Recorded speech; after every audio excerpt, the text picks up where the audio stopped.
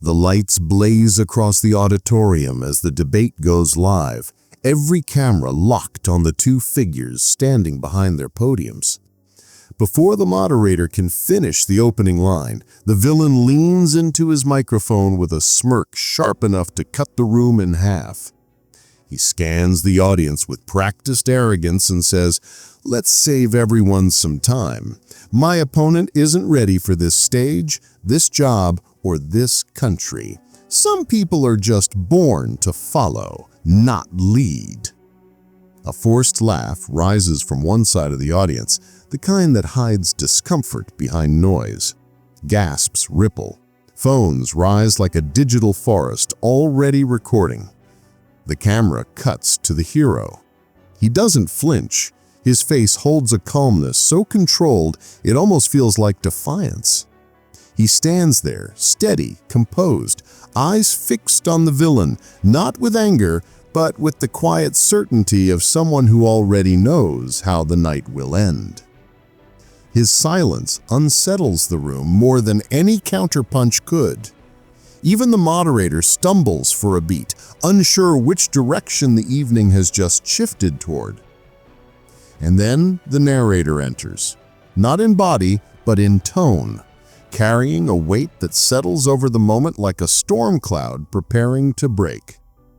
Nikola Tesla once said, "If you want to know someone's mind, ask them the right questions." The line floats above the tension, carving a new path through the air.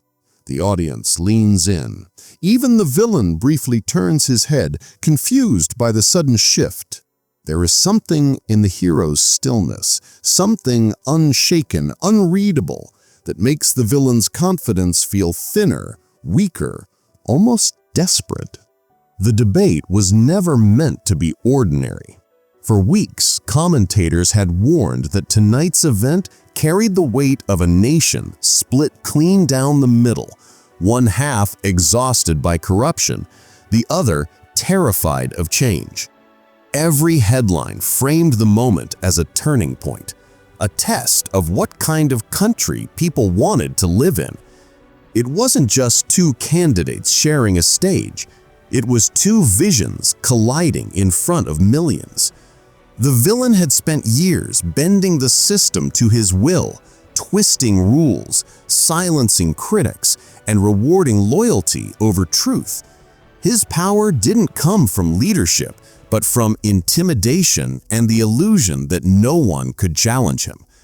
He walked into the debate believing this night would be another easy win, another performance where volume and bravado drowned out accountability. He mistook fear for respect and obedience for admiration. But the hero's presence shifted something fundamental. He stood with a quiet dignity that didn't need to be announced. People felt it before they understood it. While the villain relied on force, the hero relied on clarity. While the villain raised his voice, the hero listened. And while the nation expected a typical clash of insults, the hero carried a different plan, one he hadn't shared with advisors, strategists, or even close friends. The camera zooms closer to the hero's face. His hands stay loose, his breathing even, his posture anchored, like a man carrying a truth the world hasn't heard yet. It is the kind of unspoken confidence that turns a room silent without raising a single word. The villain, sensing the attention slipping away, chuckles and tries another jab, but it doesn't land. The hero's composure has already changed the temperature of the room. And over that rising tension, the narrator slides the hook that will carry the audience through the entire story. Tonight, those 3 questions will end someone's career. The line hits like a warning bell, echoing through the stage, the cameras, the viewers watching at home. No one knows what the questions are or when they'll come, but everyone knows this debate will not end the way it began. The air tightens. The villain forces another smile. The hero simply waits, and the night prepares to break open. Throughout the buildup, He avoided rehearsed attacks and flashy sound bites. Instead, he studied something deeper: human behavior, pressure, the truths people reveal when confronted with the right question at the right moment. He knew the villain wasn't afraid of arguments, he was afraid of exposure. What no one realized was that the hero had come tonight with a strategy rooted in precision, not performance. A strategy designed to pierce through arrogance and reveal the mind hiding behind the mask. But the country wasn't ready for the question that would freeze the villain on live television. He hadn't always been the towering figure who walked onto debate stages with the swagger of a man convinced the world belonged to him. His rise began quietly, in the shadows of local offices where charm passed for competence and confidence disguised the cracks beneath his ambition. People mistook his boldness for bravery, never realizing it was simply hunger wearing a brighter mask. As he climbed higher, he learned quickly that perception mattered more than principle. He mastered the art of turning every mistake into a performance, spinning lies with the ease of a man who believed truth was optional. Hypocrisy became his currency, and manipulation his preferred language, spoken fluently behind closed doors and whispered into willing ears. His scandals were many, but none stuck long enough to slow him down. Each time he was exposed, he redirected blame with such theatrical outrage that supporters mistook his defensiveness for strength. He treated accountability as an inconvenience, a minor storm to be outrun rather than weathered, and the public eventually stopped expecting honesty altogether. The lies grew with him, expanding to match his ambitions. He crafted speeches dripping with patriotism while cutting deals that served only himself. Every promise he made carried a hidden clause, and every policy he championed concealed a benefit that led back to his own pocket. Yet through it all, he maintained an image polished by media allies who needed his chaos as much as he needed their cameras. They painted him as a fearless disruptor, a man unafraid to speak hard truths, even though most of his truths were crafted to inflame rather than inform. The myth fed the man, and the man fed the myth. People grew frustrated, but fear held them in place. They had seen what happened to those who challenged him: mockery, threats, and public humiliation delivered with a grin. He ruled not by respect, but by the belief that resisting him was simply too costly. His followers clung to him because he offered simple answers to complex problems, wrapping false certainty in emotional slogans. His opponents hesitated because every attack on him seemed to strengthen his narrative of persecution. He operated in the space between intimidation and illusion, and he thrived there. But beneath the crafted persona, there existed a man who could not withstand scrutiny. He feared questions more than accusations because questions required clarity, and clarity was the one thing he could not offer. His power depended on noise, distraction, and dominance, not truth. And as he stepped onto the stage tonight, he carried every deception with him, unaware that the weight of his own history was finally beginning to pull at the seams. He believed this would be another performance he could control, another night where volume outweighed substance. He didn't know that someone had come prepared to unravel him. His downfall was never going to come from opposition speeches or political strategy. It was always destined to come from something simpler, sharper, more precise. A question cuts differently than an accusation, and a truthful answer reveals more than 1,000 attacks ever could. He had built an empire on avoiding the very thing he feared most, a clear look into his intentions. Behind every confident gesture lived a man terrified of being understood, because understanding him meant seeing the emptiness behind the authority he projected.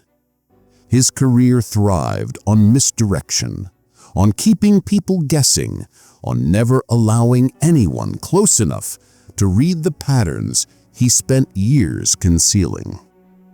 But tonight, someone would draw those patterns into the light with nothing more than a few focused words. And yet, there was one thing he could never handle: truth asked in the right way. He was born into a world of struggle, in a small, crowded apartment where opportunity felt more like a distant rumor than a reality. His parents, immigrants who had arrived with nothing but determination and a few suitcases, worked long hours in jobs that demanded everything of them and gave back very little. Nights were spent around the kitchen table, filled with the quiet hum of exhaustion and the faint hope that their children might have a chance to live differently. From them, he learned resilience, not the loud kind sung about in speeches, but the quiet, unshakable kind that forms in the shadows of hardship.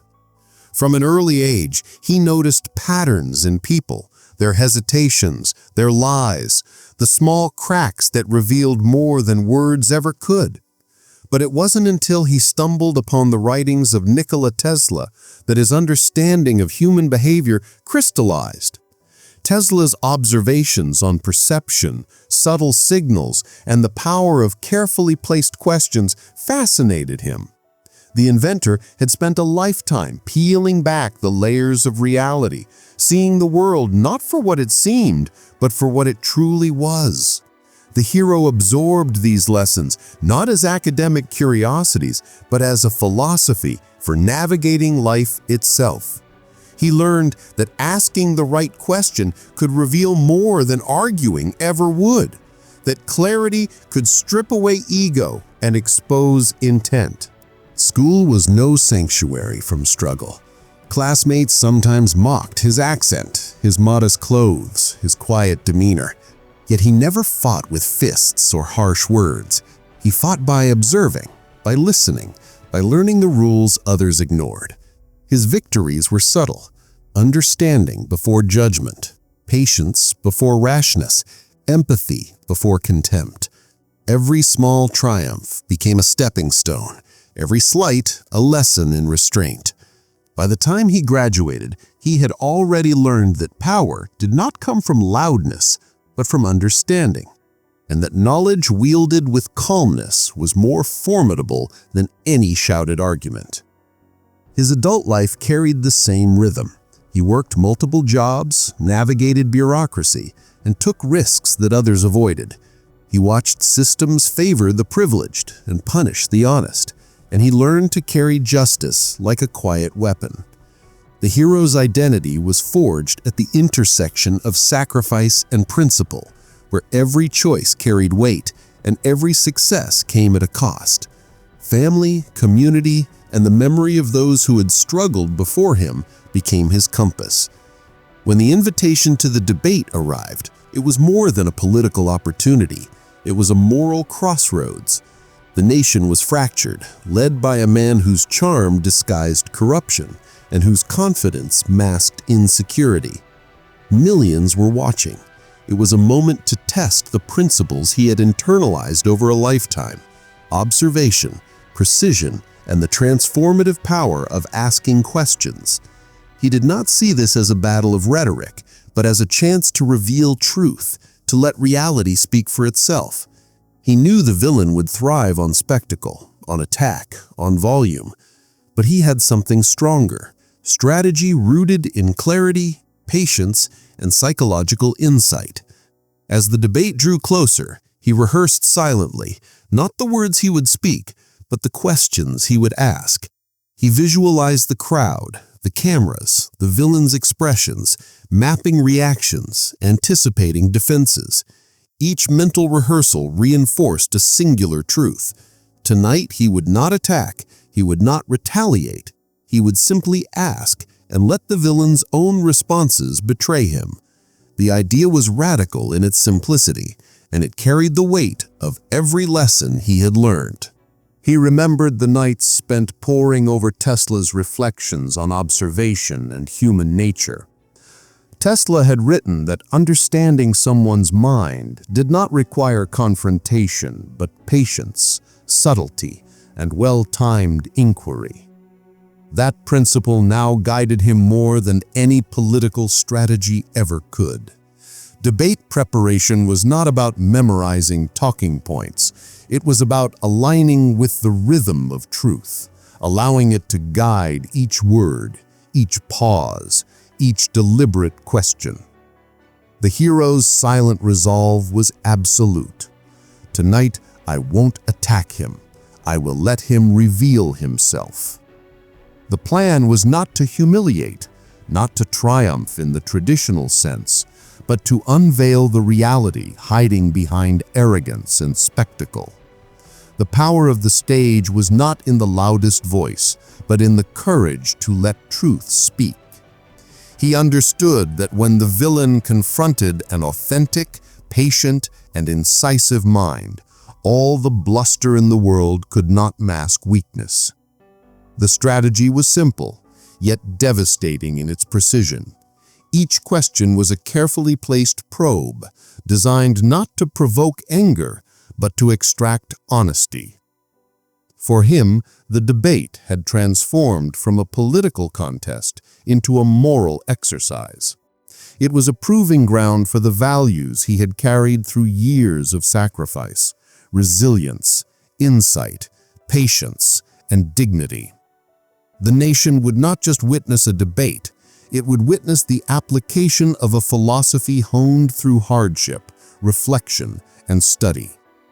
The hero was ready to demonstrate that leadership could be measured not by volume or intimidation, but by composure, perception, and integrity. And for that, he needed only 3 questions. The debate had barely begun when the villain pounced, unleashing a series of personal attacks that cut sharper than any policy critique could.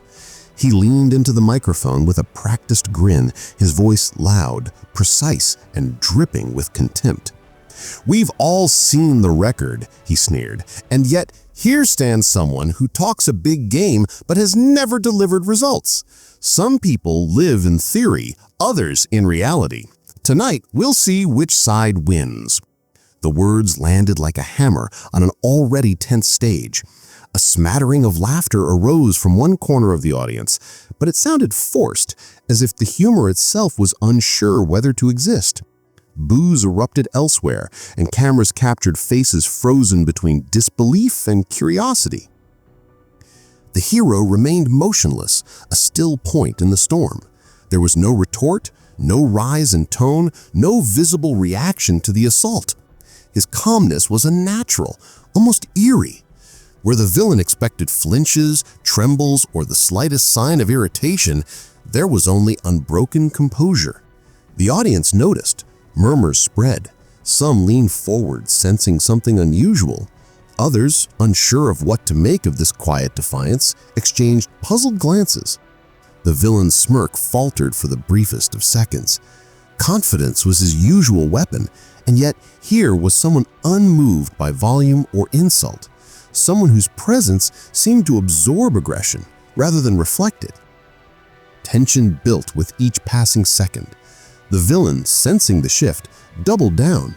He invoked past failures, exaggerated mistakes, and painted imaginary scandals, each more inflammatory than the last. "Leadership," he boasted, "is about winning, not whining. Some of us understand how to get things done, while others just talk and ask questions they think will impress." The jabs were relentless, meant to destabilize, to provoke, to expose some hidden weakness. The crowd was a live barometer of the tension. Boos, cheers, whispered commentary, creating a chaotic rhythm that threatened to overwhelm the stage. Yet the hero remained a study in control. He didn't raise his voice, he didn't gesture wildly, and he didn't offer the villain the satisfaction of a retort. Every eye that watched began to recognize the pattern. The villain's fury was building against a wall of calm. The room itself seemed to pulse with anticipation, the air heavy with the sense that something significant was about to occur. Even the moderator, a seasoned figure used to commanding attention, felt the weight of this subtle imbalance, aware that traditional rules of engagement had been upended. Finally, the first sparks of confrontation appeared. The villain paused, attempting to gauge the hero's reaction. His arrogance had assumed compliance, predictability, or at least some visible sign of fear or indignation. Instead, he found only unwavering focus, a composure that quietly demanded acknowledgement. This pause was a battlefield in itself, a moment where words alone could not determine the outcome. The villain's carefully constructed persona began to show cracks. Hesitations, forced smiles, subtle gestures of frustration. Tiny, almost imperceptible, yet profoundly revealing. The audience, attuned to every nuance, felt the narrative shift. The energy in the room was no longer controlled by volume, but by perception. The villain realized that aggression alone would no longer dictate the story. Someone else was now shaping the narrative. In the midst of escalating chaos, the hero's mind worked deliberately. He observed, measured, and prepared. He understood that timing was everything, and that a single well-placed question could unravel layers of arrogance, deception, and pretense.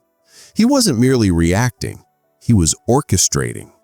Each pause in the villain's speech, each forced laugh, each attempted jab was cataloged in his mind, stored for the exact moment when precision would outweigh theatrics.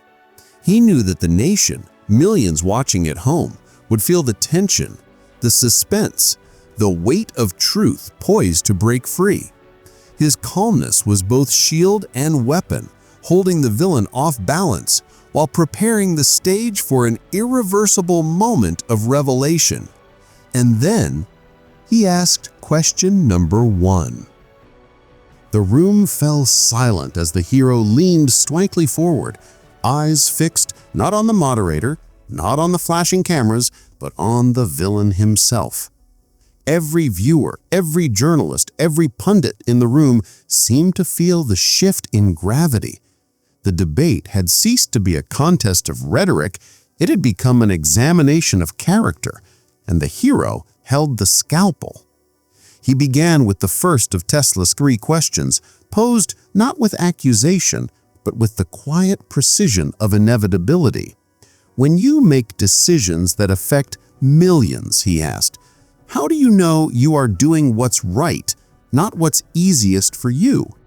The villain's smirk faltered, subtle at first, then noticeably. He opened his mouth, hesitated, swallowed, and stammered through a rehearsed answer that did nothing to satisfy the scrutiny. The audience murmured, sensing the subtle unraveling. The hero allowed the silence to stretch, letting the hesitation echo. The power of the moment was not in the words spoken, but in the truths left unspoken. Each heartbeat seemed magnified. Every camera lens captured the villain's tiny micro-expressions, the flicker of doubt, the tightening jaw, the barely contained panic. Tesla's principle was clear.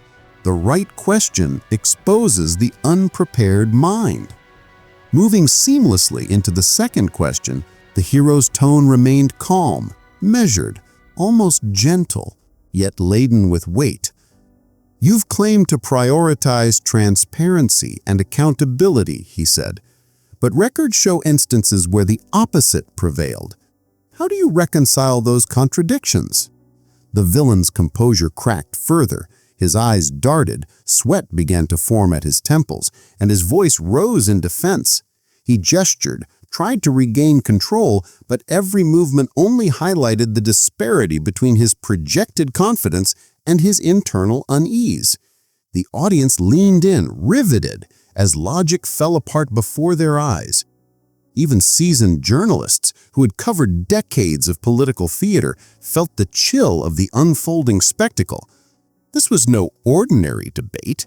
This was a mind being laid bare, brick, by nothing more than carefully chosen words. The third question landed like a hammer. And when you speak of leadership, is it for the people or for the preservation of your own image? The villain's voice cracked, the confidence that had carried him across campaigns now evaporating under the weight of scrutiny. His usual defenses, the smirk, the laughter, the rhetorical flourishes, failed. Audience members gasped audibly. Some leaned forward, captivated by the collapse unfolding in real time. The villain's attempts to recover were frantic yet hollow. A man exposed not by attack, but by revelation. Every claim, every boast, every contradiction was now visible in the subtle tremor of his responses. The hero, in contrast, remained entirely composed. A study in poise, letting the questions do what forceful argument never could. Cameras swiveled to the moderator, who blinked in disbelief. Professional composure faltered as the hero's methodical dismantling continued. This was not entertainment. It was truth in action, the kind that leaves even the most experienced observers questioning everything they thought they knew. Social media feeds, already alive with debate coverage, would later explode with clips from these precise moments. Yet in the room, the tension was tactile, almost unbearable. The villain's aides shifted nervously, aware that every gesture, every hesitation, was now being analyzed under the unforgiving light of reality. As the third answer faltered, the hero leaned back slightly, signaling not triumph, but clarity. The words that had guided him through every preparation, every rehearsal, now hung in the air, unsaid but fully realized. Tesla's insight on human behavior. A man's answers reveal his soul more than his words ever do. It was both an epiphany and a condemnation. The audience understood instinctively. This was the moment where performance ended and truth began. The villain's persona, meticulously constructed over years, had no defense against the simplicity of precise, revealing inquiry. Reactions erupted. Some stood, some whispered, some recorded with trembling hands. Social media would later call it a masterclass in political psychology, a viral demonstration of intellect over bluster. The villain's team scrambled to contain the fallout, but it was too late. The meltdown was complete, the hero's calm precision having rendered arrogance powerless. The nation, watching from homes, offices, and public spaces, felt the collective exhale of witnessing a man held accountable not by attack, but by understanding. Every pause, every deliberate question, every silence had been calculated to allow the truth to emerge organically. The hero had not shouted, threatened, or insulted. He had simply observed, asked, and allowed the villain to reveal himself. The method was Tesla-inspired, and the effect was devastatingly human. The combination of clarity, patience, and insight laid bare everything the villain had spent years concealing. As the final question hung in the air, the hero's eyes met the villain's one last time. No gloating, no triumph, just dignity, control, and unwavering focus. The audience, the moderator, the media, all had witnessed the transformation. What began as a heated debate had become a demonstration of the power inherent in asking the right questions at the right time and letting silence and observation do the work that words alone could never achieve. What happened after this spread across the country like wildfire. The moment the debate ended, the world erupted. Phones, cameras, and live streams captured the villain's unraveling, and within seconds, clips of the hero's calm precision went viral. Hashtags like #Tesla questions and #debate meltdown flooded timelines worldwide. Social media users dissected every pause, every micro-expression, every pause of silence that had exposed the arrogance beneath the villain's polished veneer. Analysts live-stream breakdowns, emphasizing the strategic genius of asking the right question rather than shouting louder than the opposition. Memes began circulating almost immediately, contrasting the hero's composure with the villain's flustered, cracking smile. Each share, retweet, and comment magnified the ripple effect, making it clear that this was no ordinary debate. It had become a cultural moment. Newsrooms scrambled to cover the fallout. Commentators debated the implications. Political strategists dissected the hero's methodology. Psychologists explained the villain's visible insecurities, and journalists highlighted the unprecedented nature of the public unraveling. Celebrity figures weighed in, sharing their astonishment and admiration for the hero's restraint and intelligence. Television panels repeatedly replayed the Tesla 3 mind-reading questions sequence, analyzing each carefully posed inquiry and the villain's faltering answers. The world was captivated not by spectacle, but by the clarity of truth revealed through subtle strategy. Meanwhile, the villain's PR team descended into chaos. Press releases were drafted, deleted, and redrafted in a frantic attempt to salve into credibility. Consultants whispered crisis management scripts into earpieces, trying to redirect attention or manufactured alternative narratives. Yet, the hero had anticipated this. He had not attacked. He had simply allowed the villain to expose himself. No statement, no spin, no apology could undo what had already been witnessed. The narrative had shifted, and the public, for the first time in years, felt like observers to a revelation rather than a performance. Across the country, conversations ignited in homes, workplaces, and online forums. People debated the hero's methodology, his calmness under pressure, and the remarkable restraint that had turned aggression into self-exposure. "He didn't attack him," one commentator wrote, "he made him reveal himself. That's brilliance." The realization spread that power and bluster were no match for observation, patience, and incisive questioning. Civic groups and educational forums began sharing clips, using the debate as a case study in communication, leadership, and critical thinking. The hero's approach sparked a movement. People were inspired to rethink confrontation, to consider the questions they asked in their own lives, and to value clarity over noise. Even international observers noticed the shift. Analysts in other nations highlighted the debate as an example of how strategic questioning could redefine political engagement. Universities cited it in behavioral science courses. Social media feeds were flooded with commentary about leadership, accountability, and the ethics of persuasion. Public discourse, for a brief but profound moment, had been elevated. It was no longer a mere debate. It was a masterclass in the power of subtle, principled action. Yet, amidst the applause and virality, there remained a tense, almost electric sense that this was only the beginning. People recognized the magnitude of the hero's restraint, but few had yet grasped the full implications. The villain, despite public humiliation, remained a figure with resources, allies, and a history of manipulation.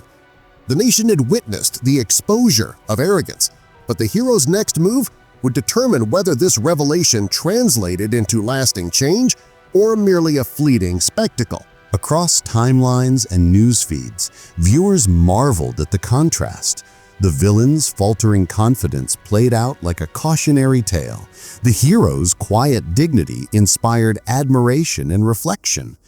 Millions shared their own experiences of confronting arrogance, deception, or power, creating a groundswell of dialogue about integrity, observation, and courage. Social media had become a mirror, reflecting both the spectacle on stage and the personal resonance felt by each individual. And yet, even as praise poured in and analysis dominated headlines, a sense of anticipation hung in the air. The hero had demonstrated mastery, but his mission was far from complete. The public understood that revelation alone could not change systems overnight, and the villain's defeat on stage, though decisive, was not the end of the story. Every post, every clip, every trending hashtag reminded the nation that accountability had a new standard, a standard set by calm intelligence, precision, and moral clarity. But the hero wasn't done yet. Something bigger was coming. The cameras turned to the hero once more, but this time the energy in the room had shifted. The applause had subsided into a hush of reflection. Millions watched from homes across the nation, waiting not for spectacle, but for clarity. The hero's expression was calm, unshaken, yet profoundly present, as if the weight of the moment demanded honesty above all else. He spoke, and the room seemed to lean in with collective anticipation. "Tonight," he began, "we witnessed more than a debate. We witnessed what happens when arrogance meets observation, when power meets truth, and when a moment is guided not by spectacle but by principle." His voice was steady, measured, carrying a resonance that amplified rather than demanded attention. Too often, we believe that leadership is defined by loudness, by domination, by the ability to drown out opposition. But true leadership, he continued, is revealed in restraint, in clarity, and in the courage to ask the questions that uncover the soul behind the mask. He paused, letting the weight of his words settle. The nation, divided moments before, now absorbed a single, undeniable truth. Power, he said, doesn't reveal character. Questions do. It's not the speeches, the headlines, or the displays of force that show who we are. It is the answers we give, the honesty we embody, and the courage to confront ourselves and others with clarity. His gaze swept the room, the cameras and the screens beyond. Nikola Tesla taught us that understanding comes not from confrontation, but from observation and inquiry. Tonight, we applied that lesson. Tonight, we saw that dignity is stronger than aggression, that patience is more powerful than haste, and that calm clarity can pierce through years of deception more effectively than any argument ever could. The hero's words were no longer just commentary, they were a mirror for the audience. He spoke of unity, reminding citizens that divisions are often magnified by loudness and spectacle, while understanding grows quietly, steadily, in the spaces where reflection is allowed. We are all responsible for asking questions, for seeking truth, and for fostering awareness in ourselves and others. Leadership is not a performance for applause. It is a commitment to clarity, fairness, and integrity. Emotions swept through the viewers. Across the country, people felt a renewed sense of self-awareness, a recognition that their own judgments and inquiries mattered. The lesson was clear. Observing, listening, and questioning is not just a political tool, it is a moral one. The hero made them realize that courage is often quiet, the change is often subtle, and the truth has a gravity no spectacle can overpower. He concluded with a crescendo of conviction and hope. A leader doesn't need to speak loudly. He needs to speak truthfully. Dignity, clarity, and courage are not just virtues. They are the foundations of trust, of unity, and of a nation that can rise above division. Let us all remember, the right question at the right time can illuminate more than 1,000 speeches ever will. It can transform a conversation, a decision, and perhaps even a country. The applause that followed was different this time. Soft, reverent, and sustained. It was not reactionary, but reflective, as if the nation itself had absorbed the moral lesson and committed to carrying it forward. Social media was alive, not with mockery or outrage, but with admiration, analysis, and discussion.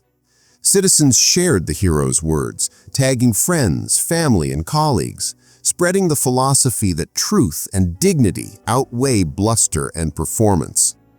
And with that, there was only one thing left to say. Tonight, we saw the power of asking the right questions. To read someone's mind, to understand their intentions, all it takes is 3 questions, precisely asked, calmly delivered, and patiently observed. He paused, letting the words sink in. We learned that arrogance crumbles under clarity, that honesty can outshine theatrics, and that true leadership is measured not by loudness or intimidation, but by truth, dignity, and the courage to reveal reality without raising your voice. The hero's eyes reflected the conviction of years of preparation, sacrifice, and unwavering belief in principle. Every word was a call to thoughtfulness, a reminder that empowerment comes not from attack, but from insight. The message shifted from reflection to action. If you believe in truth, dignity, and real leadership, join this movement. Don't just watch from the sidelines. Ask the questions that matter. Challenge what doesn't align with integrity. Speak with clarity. Lead with understanding. The audience felt the invitation as more than advice. It was a moral imperative. Social media feeds began to light up with posts echoing the hero's philosophy, conversations igniting about accountability, observation, and principled action. Citizens shared stories of moments when simple questions had revealed hidden truths in their own lives, demonstrating that the method transcended the debate stage. He concluded with a powerful, uplifting directive. Like, share, and let the world hear your voice. Spread clarity where confusion reigns. Demand dignity where arrogance dominates. And remember, sometimes 3 questions are all it takes to change everything. The screen faded to black, leaving the nation inspired, reflective, and ready to act.